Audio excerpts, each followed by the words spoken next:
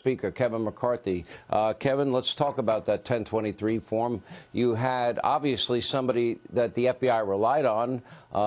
You had an informant that they paid hundreds of thousands of dollars to. He's directly reporting what the head of Burisma is saying about how he's paying Joe and Hunter Biden all of this money, all these millions, to protect them from the investigations that were ongoing. And in fact, we have Joe Biden on tape admitting and bragging about it, and Hunter admitting he had no experience but was paid all this money. What word would you use to describe that incident, if you will? Well, there's alleged 1023 that claims that they bribed the Bidens. Okay, this was given to the FBI. When Bill Barr finally found out about it, he sent it to his office in Philadelphia. They actually said that this was very credible. The FBI kept this from the IRS individuals for them ever to see it.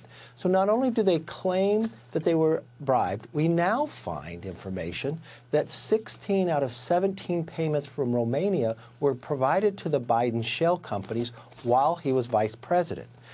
When President Biden was running for office, he told the American public that he's never talked about business. He said his family has never received a dollar from China, which we now proved is not true. We now have some of the most credible whistleblowers. These 10-year IRS agents who have come forward said that the Biden family has been treated differently, that what Weiss has told us is different than what Garland and Weiss has told the public.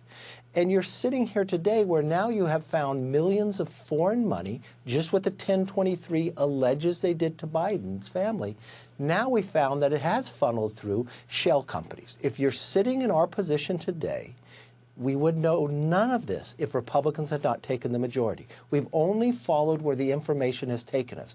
But Hannity, this is rising to the level of impeachment inquiry, which provides Congress the strongest power to get the rest of the knowledge and information needed. Because this president has also used something we have not seen since Richard Nixon, used the weaponization of government to benefit his family and deny Congress the ability to have the oversight.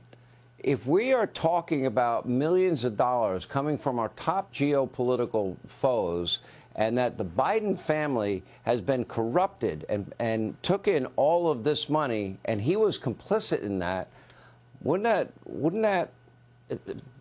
that mean that we have a criminal enterprise as president of the United States that had to be on every level compromised by countries that are not particularly fond of us? Well, it's interesting that the Biden family runs, if they say, a company but never had an office and shell companies to be able to pay through.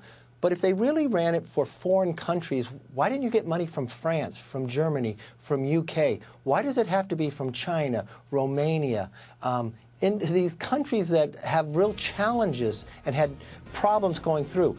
I believe we will follow this all the way to the end, and this is going to rise to an impeachment inquiry the way the Constitution tells us to do this, and we have to get the answers to these questions. In the words of John Dean, a malignant cancer now is surrounding the Biden presidency, and those walls are closing awfully tight. This is not going the way I'm sure they wanted it to. And then we have on the other side of it the assistance of the DOJ and the FBI. That's Jim Jordan's committee. Mr. Speaker, thank you. Hey, Sean Hannity here. Hey, click here to subscribe to Fox News YouTube page and catch our hottest interviews and most compelling analysis. You will not get it anywhere else.